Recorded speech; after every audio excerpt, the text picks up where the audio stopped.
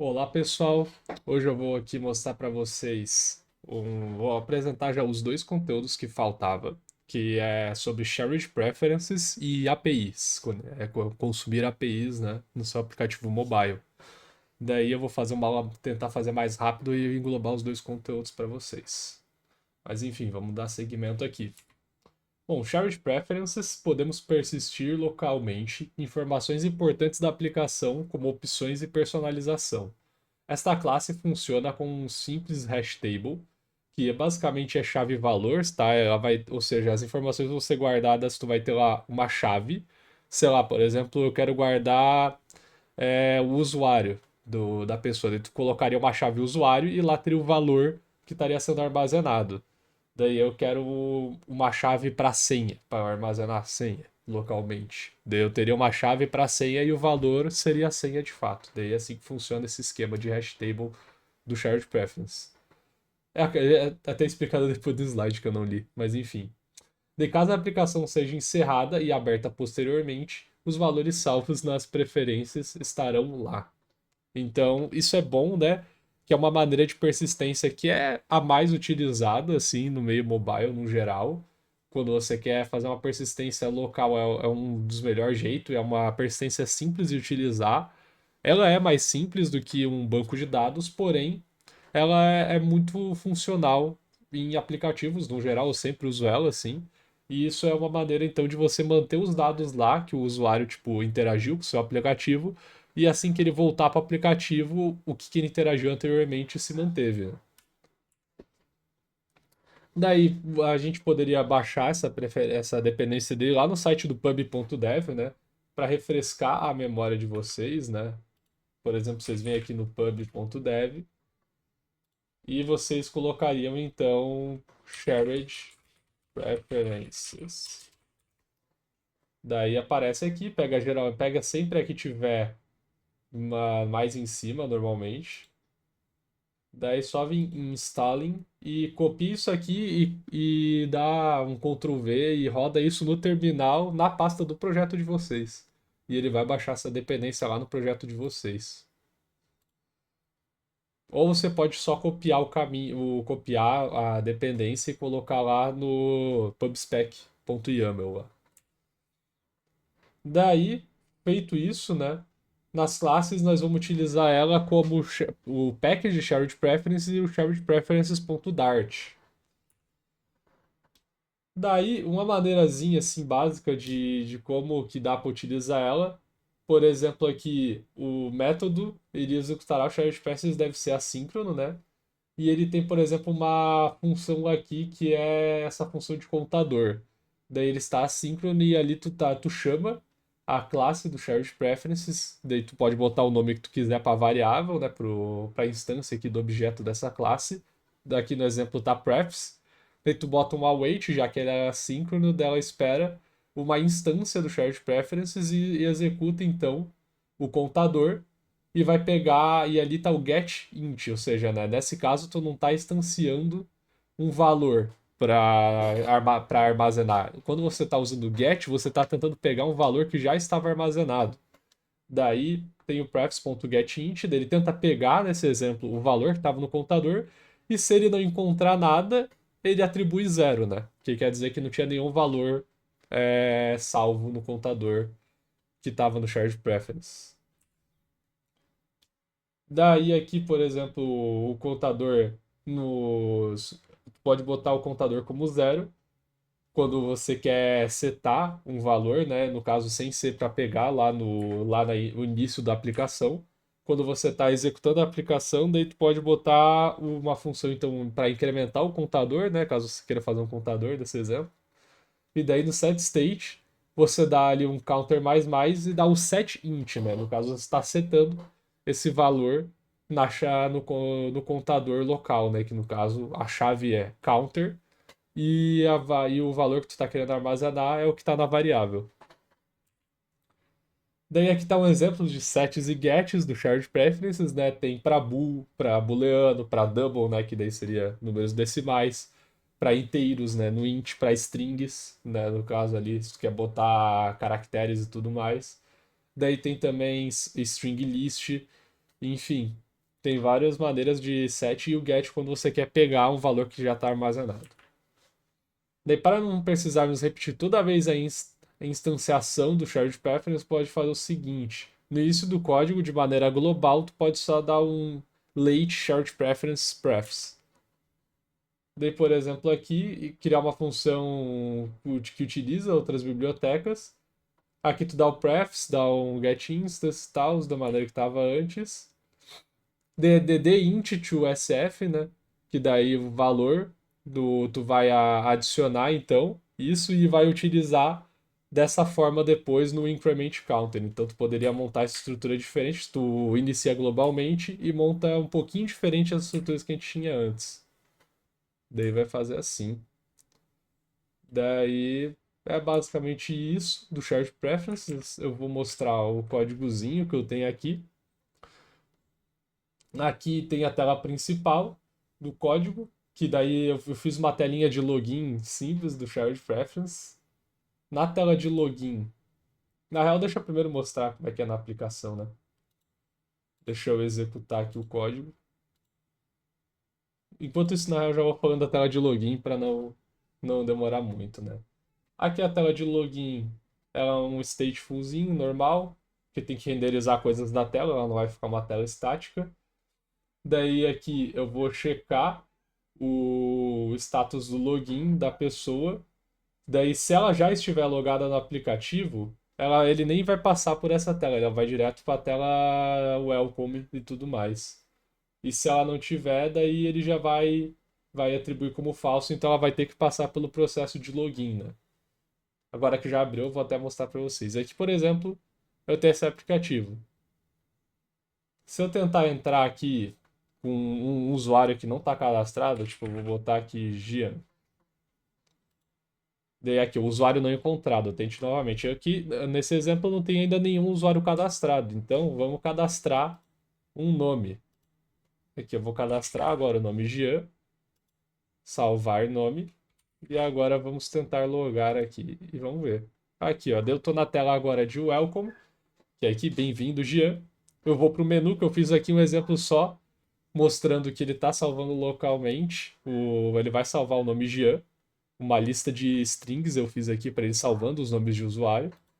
E aqui tem um menu com o espaçamento aqui estava bugado. Eu esqueci de arrumar. Faz muito tempo que eu não mexi nesse código, mas enfim. Daí aqui ainda tem um Olá Gian. Eu posso definir o tema como escuro da aplicação. Eu posso definir a língua. Eu vou deixar português mesmo. Eu posso deslogar ou eu posso voltar para o bem-vindo, né? Aqui eu estou no bem-vindo. E se eu deslogar, né, ainda tá com o tema escuro. Daí se eu tentar entrar como Gian de novo, né, vai entrar normalmente. Daí eu posso cadastrar mais de um nome. Por exemplo, vou cadastrar aqui Eduardo. Daí se eu tentar, por exemplo, vou mostrar que eu ainda posso entrar como Gian. Mas agora eu posso entrar como Eduardo também. Né, aqui certinho. Daí, se eu resetar a aplicação, que no caso, se eu desse um restart, ele limparia tudo o que eu tinha salvo. No caso, deixa eu até dar um stop e iniciar de novo para mostrar para vocês. Deixa eu até dar um stop.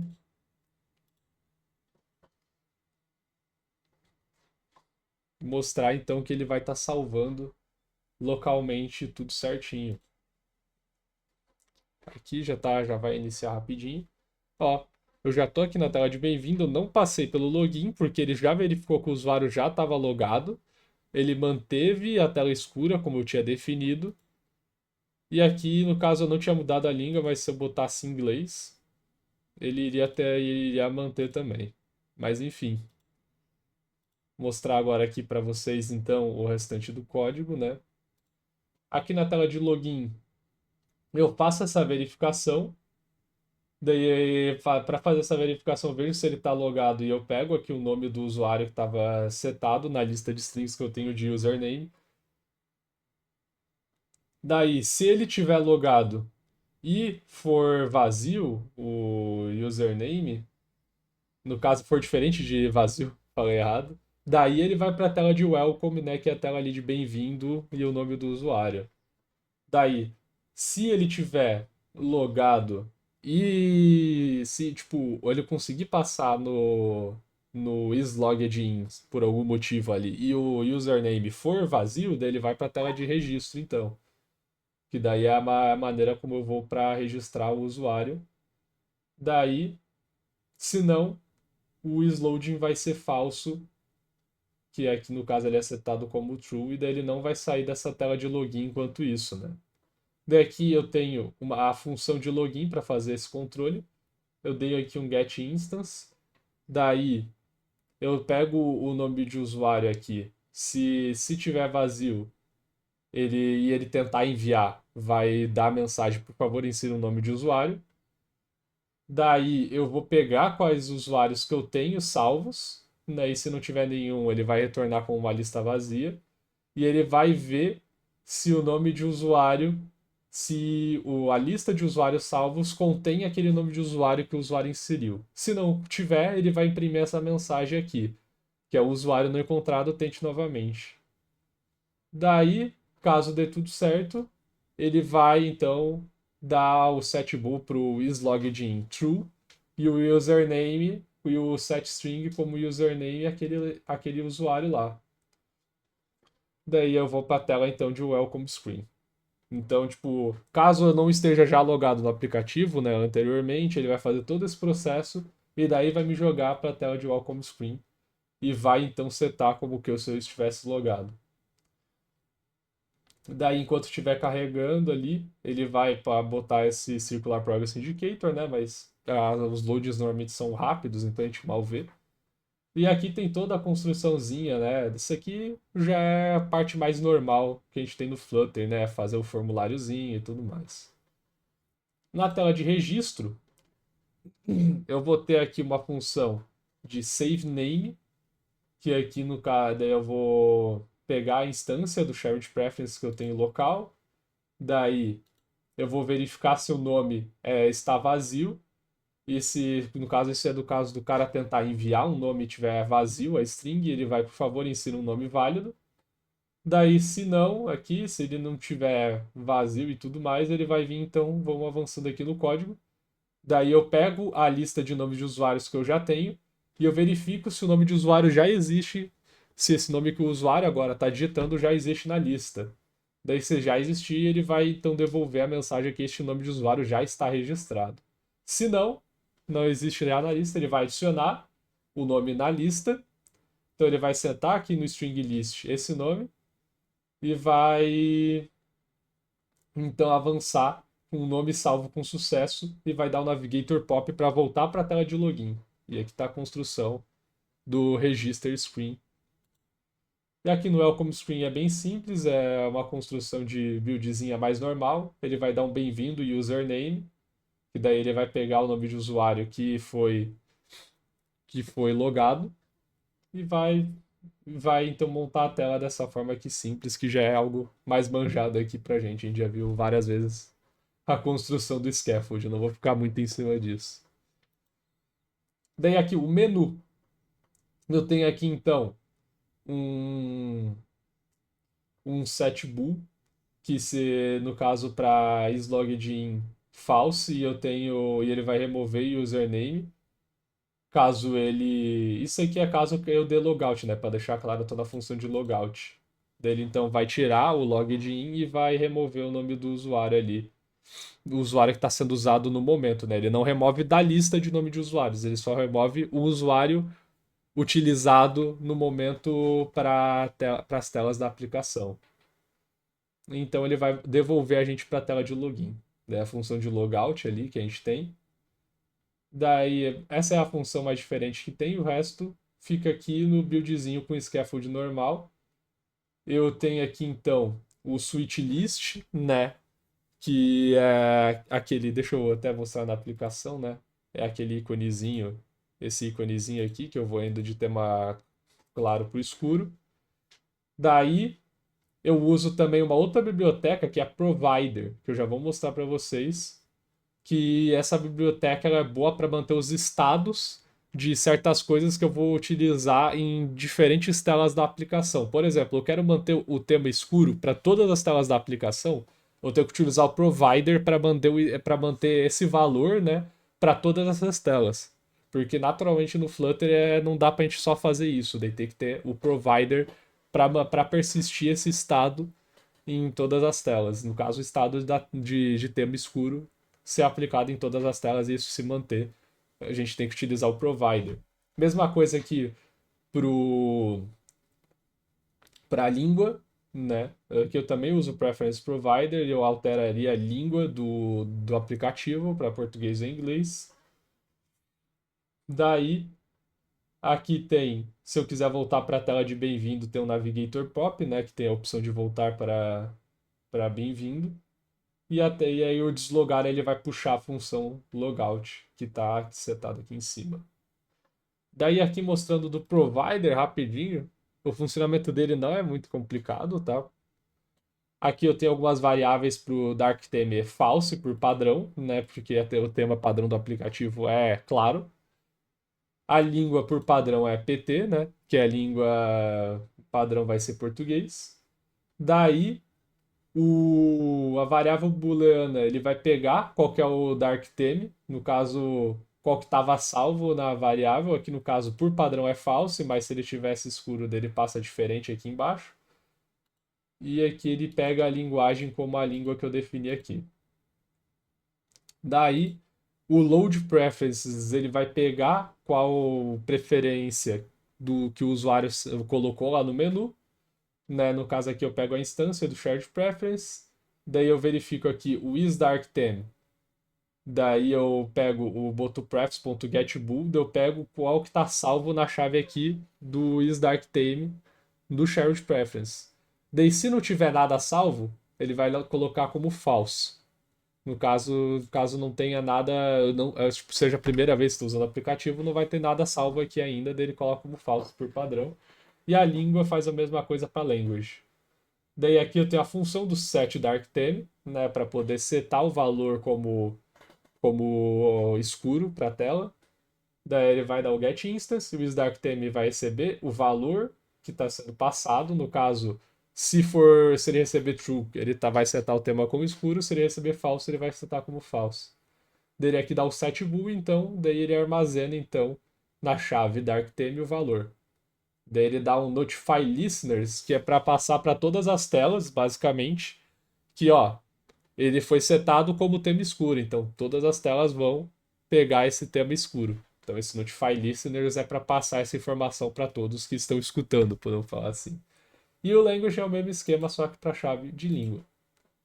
Então, no geral, o shared preferences, o uso básico assim de como utilizar ele é esse. Então é bem tranquilo no geral. Se vocês tiverem dúvidas sobre o shared preferences, não entenderam direito alguma coisa, que ele mexe mais com estrutura de dados aí, a persistência, essa parada de persistência, não sei se vocês já fizeram persistência de dados em alguma aplicação ainda, então às vezes é um tema mais complexo para vocês.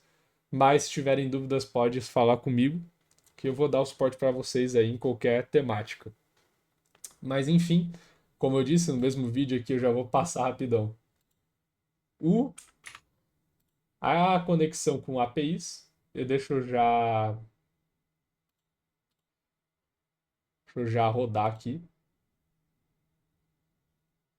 enquanto eu estou apresentando. Esse slide foi feito inteiramente por mim, então por isso que ele está diferente. Não, eu não adaptei um slide de um professor. Daí está aqui, integração com APIs. Primeiramente, o que é uma API, para quem não sabe, né? Application Programming Interface é um conjunto de regras e protocolos que permite que diferentes sistemas se comuniquem. E as APIs definem como um cliente, como um aplicativo ou navegador, pode solicitar dados ou funcionalidades de um servidor. Por exemplo, quando você usa um aplicativo de previsão do tempo, ele faz uma requisição à API de um servidor meteorológico para obter os dados. Quase tudo que tu usa na internet provavelmente faz uma requisição a alguma API. Porque esses dados, né, algum servidor maior, tu vai requisitar esses dados para ele e vai utilizar na tua aplicação. Por exemplo, eu quero eu quero botar um vídeo no YouTube no meu site. Tu vai ter que fazer uma requisição pro Google para poder botar esse vídeo do YouTube no teu site. Então, tipo, qualquer conexão com algum serviço externo, quase certeza que está sendo feita uma requisição API. Então, a API está basicamente em tudo, assim. Às vezes vocês só não conheciam por esse termo, ou essa parte mais da tecnologia, mas com certeza vocês já viram o uso dela em aplicação em várias coisas. Aqui então eu vou mostrar um pouquinho dos protocolos mais comuns que a gente usa para fazer a requisição em API e tudo mais. Tem o protocolo em HTTP, que é o Hypertext Transfer Protocol, que é o protocolo base para comunicação na web. Mesmo que a gente não está fazendo programação web, as informações que a gente vai estar requisitando vão ser trafegadas pela web. Então a gente vai utilizar o protocolo HTTP para conseguir ter acesso a esses dados da API que a gente vai querer. Daí ele define como mensagens são formatadas e transmitidas entre clientes e servidores. E o HTTP apenas não é seguro. Os dados são enviados em texto plano, o que permite intercepção. Agora, o HTTPS, que é basicamente o HTTP Security, é uma versão segura do HTTP que usa criptografia, SSL ou TLS, para proteger os dados. Ele garante a autenticação, o servidor é quem diz ser, e a integridade dos dados. E o exemplo são sites de banco ou e-commerce que usam HTTPS para proteger informações sensíveis. E aqui são alguns os métodos mais famosos do HTTP, os verbos, são ações que definem o tipo de operação a ser realizada em um recurso, como um arquivo ou registro em um banco de dados. Os principais métodos HTTP são GET, que solicita dados de um recurso, ele não modifica o servidor. Um exemplo é buscar informações de um usuário, por exemplo. O POST ele envia dados para criar ou atualizar um recurso. Dei um exemplo seria criar um novo usuário. O PUT ele atualiza completamente um recurso existente. O exemplo alterar todos os dados de um usuário. O delete ele remove um recurso. E um exemplo disso seria excluir um usuário. O patch ele atualiza parcialmente o recurso, que seria alterar apenas uma informação do usuário, como o e-mail. O head é similar ao get, mas retorna apenas cabeçalhos, sem corpo. Exemplo, verificar se um recurso existe. E o options retorna os métodos suportados pelo servidor para um recurso. Exemplo, descobrir quais operações são permitidas. Aqui, num geral, os mais utilizados são get, post, put, delete e o patch às vezes. Mas, no geral, esses quatro são os mais utilizados. O head e o options, bem mais raramente vocês vão ver eles sendo aplicados em alguma coisa que vocês forem fazer. E componentes de uma requisição HTTP. A URL é um dos componentes, que é o Uniform Resource Locator, que é o endereço do recurso no servidor. Um exemplo aqui seria api.example.com/users123, é um exemplo só de URL. Então a URL é um dos componentes. Os cabeçalhos, headers, são um dos componentes. Os metadados sobre a requisição, exemplo, content type, tipo de dado enviado. Exemplo é application/JSON. Authorization, que seria as credenciais de identificação, por exemplo, um token em JWT. E o user agent, que é a identificação do cliente, exemplo, navegador ou app. Então tem esses cabeçalhos que às vezes você precisa enviar, né, para fazer essa requisição também. Então faz parte dos cabeçalhos da requisição. E tem o corpo, que seria o body, que dados enviados ao servidor, usado em post, put e patch. Daí um exemplo é o JSON. O mais comum vai ser tu enviar os dados por post, tá? Mas enfim. Os parâmetros de consulta, o query parameters, usados em requisições GET para filtrar ou paginar resultados. Exemplo ali tem essa URL api.example_users, daí tem ali o ponto de interrogação, page igual a 2 e o limite igual a 10. Então, você está passando parâmetros pela URL. Daí aqui tem alguns status de respostas do servidor HTTP que indicam se a requisição foi bem sucedida ou não. Então, os principais status que tem aqui é esse código 1, que é informativo, e os exemplos mais comuns é o 100, que é o continue. Tem o 2, que seria da categoria de sucesso, que o mais conhecido são o código 200, que é ok, 201, que é o created, e 204, no content. Daí aqui tem um de categoria de redirecionamento, que os mais comuns são 301, moved permanently, e o 304, que é o not modified. E tem o de categoria de erro do cliente, que teria o erro 400, que é o bad request, 401, unauthorized, e o 404, que é o not found. O 404 talvez vocês já tenham visto mais. E tem os erros da parte do servidor, que seria o 500, que é internal server error, e o 503, service unavailable. Tem mais códigos, obviamente, tem muitos códigos que podem acontecer, mas os mais comuns de se ver são esses aqui. E agora falando um pouquinho de autenticação e APIs. São mecanismos para garantir que apenas clientes autorizados acessem recursos. Daí a API Key é um exemplo de autenticação, que é chave única enviada no cabeçalho ou parâmetro. Ou AUF 2.0, que é um protocolo de autorização usando tokens, exemplo login com Google. JWT, JSON Web Token, token criptografado contendo informações do usuário. E tem o Basic Auth, credenciais de usuário senha codificados em base 64 no cabeçalho. E os formatos de dados mais utilizados, né, para passar essas informações com API é o JSON. Esse é o mais utilizado amplamente, assim, que é JavaScript Object Notation, formato leve e legível, amplamente usado. Um exemplo aí de JSON seria uma chave name e o valor Maria, armazenado nessa chave. XML também é utilizado como formato de dados para trafegar de resposta ou de requisição para API, que é uma estrutura hierárquica com tags, exemplo, username Maria, daí fecha a tag name e fecha a tag user. O XML ele é mais seguro, podemos falar assim, que ele é mais consistente por manter essas tags com abertura e fechamento. Porém, ele é mais pesado por isso, então o JSON acaba sendo mais utilizado, mesmo sendo menos seguro necessariamente que o XML. Porém, ele é muito mais rápido, né? Então, a gente prefere mais velocidade do que essa segurança a mais do XML. Daí tem outros formatos, com o formato binário, com protocol buffers, YAML e etc. Mas o JSON e o XML são os mais usados, e principalmente o JSON. E aqui tem exemplos de REST versus SOAP.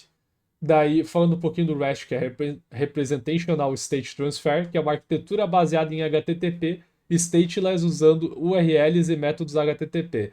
E exemplos de que usam o REST API são as APIs do Twitter ou o GitHub. E tem também o SOAP, que é o Simple Object Access Protocol, que é um protocolo baseado em XML, mais rígido e com foco em segurança, exemplo, sistemas corporativos legados. Existem algumas ferramentas que tu pode utilizar para testar uma API, testar a requisição em APIs e tal, enviar dados. Que um bastante utilizado é o Postman, eu utilizo ele bastante, por sinal. Que é uma interface gráfica para enviar requisições e analisar respostas. E tem o curl também, que é em linha de comando para fazer requisições em HTTP. Esse aí é mais comum se tu usa Linux. Mas eu não gosto tanto dele, eu prefiro o Postman. Ele tem um exemplo de requisição com o curl. E tem o Insomnia, que é a alternativa ao Postman com foco em simplicidade. Mas no geral, se eu fosse recomendar algo para vocês, eu recomendaria o Postman. Algumas boas práticas, né? Na questão de consumir APIs, né? E criar uma API também e tudo mais. Use HTTPS para garantir segurança. Padronize respostas, use códigos de status e formatos consistentes. Um versionamento, né? Identifique versões da API na URL. E documentação, ferramentas como Swagger e OpenAPI ajudam a criar docs claras. Limite de taxas, que é o rate limiting, evite abusos limitados de requisições por cliente e trate erros que retornem mensagens claras em casos de falha. Muito obrigado aí pela atenção. Porém, a gente vai continuar agora mostrando aqui a API do Pokémon. Eu fiz uma requisição no Pokémon TCG, e então eu tenho aqui um aplicativo que retorna todos os cards registrados lá no Pokémon TCG. Aqui tá pela ordem que a API mandou pra gente aqui os cards. Eu fiz uma paginação para não carregar todos de uma vez, que é muito pesado, né? Daí eu tenho filtros, eu posso pesquisar por um específico, por exemplo, Charmander. E ele aparece, então, as cards que tem Charmander como nome. eu posso clicar num desses cards e ver os detalhes do card, que eu posso ver a raridade, o tipo dele, as fraquezas e os ataques que ele possui, esse card. No caso aqui tá tudo em inglês porque a API é em inglês, né? E eu posso, né, tirar esse filtro. Tirar, no caso, esse filtro por nome, eu posso filtrar por tipo. Por exemplo, eu quero tipo dragão. E vai vir todos os pokémons do tipo dragão. E eu vou sempre paginando tudo. No geral, tá funcionando assim essa API. Eu quis trazer esse exemplo mais legalzinho de Pokémon, em vez de pegar um exemplo mais robusto de API, que eu acho que fica mais leve para aprender. E eu posso utilizar a paginação para ir pro próximo, carregar outros Pokémons aqui. Enfim. E tem todas as informações do Pokémon aqui sobre fraquezas e ataques. Enfim, é isso aí então. A API ela funciona assim. A API não, o aplicativo. A API traz as informações em JSON dos Pokémons. Daí o aplicativo em si vai construir dessa maneira. Esse aqui eu tive que fazer um pouquinho mais de funções, então vai ficar meio grandinho. Mas enfim, aqui tem o main, né? Que eu vou pegar o Pokémon Card Screen, mas primeiro eu vou mostrar como construir os cards. Aqui eu tenho uma classe de cards aqui que eu montei com os atributos ID, nome, a URL da imagem, a raridade, os tipos. Daí eu tenho uma lista de fraquezas, de ataques e de habilidades. Daí aqui eu seto aqui como requerido todas essas informações, menos ataques e habilidades, que às vezes eu não possuo elas. Então, quando eu for instanciar um objeto do Pokémon Card, eu tenho que passar essas informações aqui todas, né? E aqui tem um factory de Pokémon Card from JSON. Aqui esse factory, no caso, é uma fábrica. Basicamente, eu tô para facilitar o processo de criar vários cards. Existe um design pattern factory aqui que o Flutter o Dart, no caso, implementa já uma ideia já similar a esse design pattern para construir essas cartas, né? Construir várias vezes essas cartas da aplicação de uma maneira mais facilitada, já que eu tenho que fazer vários cardzinhos dentro da aplicação. Daí aqui eu pego os dados do JSON para construir tudo. Dessa forma aqui, eu vou pegando todos os dados do JSON que vem da API, né? Daí eu tenho aqui o Detail Screen, que é quando eu clico na carta e vai para aquela tela mais detalhada. Daí eu tenho aqui, eu crio o card do Pokémon. Daí aqui no Detail Screen, o que importa é aqui as informações que eu tenho esse Build Info Row, que eu build a raridade. Tem o Build Info Row de tipos, né, que eu vou botando todas as informações em linha, né? Então se tiver mais informações, eu uso esse Build Info Row para botar um do lado do outro. E daí eu verifico se ele tem. Se ele tiver fraqueza, ele vai usar o Build Weakness Section. Se o Card Abilities, né, se tudo for diferente de nulo, ele vai fazendo o build conforme a função aqui. Por exemplo, eu tenho um Build Section Title. Daí aqui eu vou montando as habilidades. No caso aqui é para o título da habilidade e aqui é para a descrição dela. E aqui para o título do ataque e para a descrição dela. Daí aqui esse build info é para botar, buildar as informações em linha. O build section title é para buildar o título. E o build ataque é para buildar os ataques, né? Os cardzinhos de ataques que bota o custo, o dano e tudo mais. O de habilidade é para daí fazer a build das habilidades, né? Aqui do weakness section, como é que é construído. Que ele vai botando o tipo e o valor no caso, qual que é a fraqueza qual que é o valor dessa fraqueza, se é vezes 2 ou enfim. E é assim que é montada aqui a tela de Detail Screen. Vou mostrar um pouquinho aqui do API Service, então. Aqui é onde eu vou fazer a requisição das informações. Eu uso a biblioteca HTTP, que eu peguei lá do PubDev. E Daí eu tenho aqui a URL da API do Pokémon TCG para pegar os cards. Esse API que tu tem que criar lá no site do Pokémon TCG, tu tem que pegar um para tua conta, tá? Esse aqui é o exemplo com o meu token. Mas criem o token de vocês, é de graça. É só porque essa API do Pokémon TCG eu já quis pegar com token, que eu acho mais interessante, para mostrar esse exemplo para vocês, mas eles não cobram nada pra fazer o token, eles só limitam para não fazer 1 milhão de requisições de bots, às vezes, fazer essas requisições na API e o tráfego ficar super lento. Daí eles fazem que tenha que ser uma pessoa, né, mesmo, a fazer essa requisição, né? Por isso eles cobram que tem uma conta no. Se tu passar, acho que dá pra fazer o login até com o Google, então. Daí eles te dão o token tranquilamente. Daqui eu limito para 10 cards por página também, né? E aqui eu tenho a função fetch cards, que daí eu passo qualquer página, passo a carry, o tipo, daí se não for vazio eu adiciono a carry, se o tipo não for vazio eu também adiciono o tipo. Daí eu vou adicionando então todas as informações lá no JSON, ele vai popular depois com essas informações.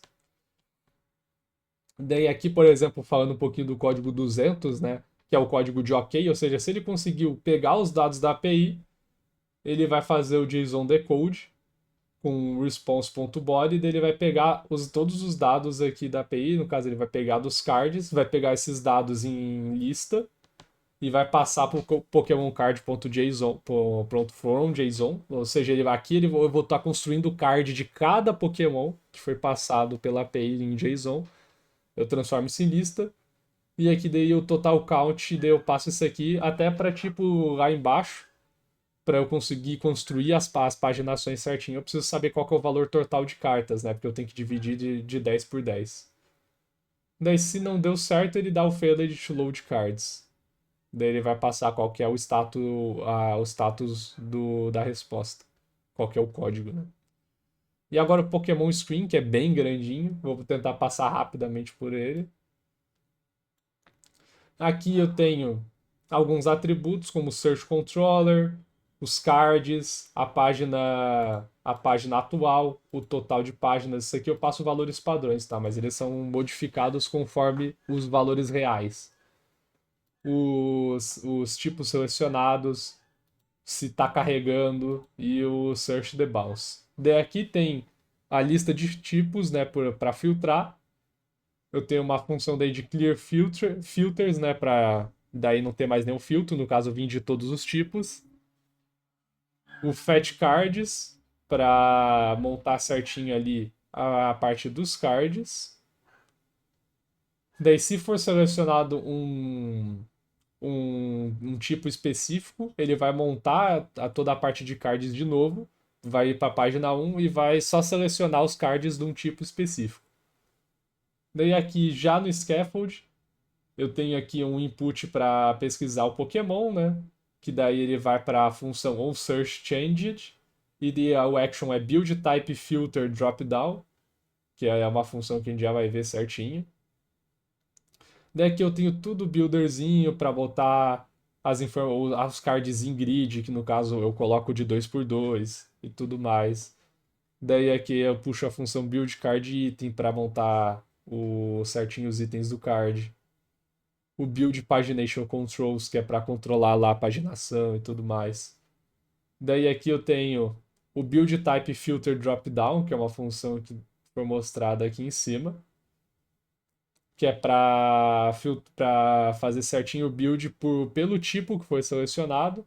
Daí, se for todos os tipos, ele vai mostrar tudo, senão ele vai mostrar só de um específico. E tem a opção de limpar filtros, né, para ficar todos os tipos. Daí o onSearchChanged, ele vai verificar primeiro se o search debug está ativo ou se a função .cancel, se ele estiver ativo.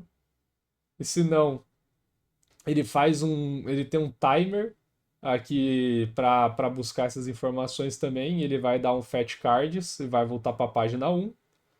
E ele vai daí pegar os cards certinho que tiver aquele nome, né? No onSearchChanged, daí ele vai verificar pelo nome e vai montar certinho a tela. Daí aqui eu tenho uma função de Previous Page e Next Page para avançar entre as páginas da aplicação. Daí aqui, o que importa aqui o Build Pagination Controls, que é o controle das páginas certinho, que no caso é para tipo, o usuário não poder também avançar depois da última página e não tentar retornar antes da primeira página. Eu tenho que fazer um controle certinho, que, por exemplo, aqui na aplicação, eu não consigo clicar para depois da página 1. Eu não vou tentar ir até a 1888 para vocês verem que daí fica o íconezinho, fica esse íconezinho mais transparente aqui, que é para mostrar que não dá para ir além daquilo, daquele ponto. Eu tenho um control para isso. É aqui o build card itens que vai buildar certinho os cards. E daí é isso. É assim que ficou daí a minha aplicação do Pokémon. Deixa eu ver, não faltou nenhuma classe, nenhum arquivo no caso. E no geral é isso, então, esses dois conteúdos. Se vocês tiverem qualquer dúvida referente a qualquer um dos conteúdos, é só mandar mensagem. Muito obrigado pela atenção de todos e vamos conversando aí. E valeu!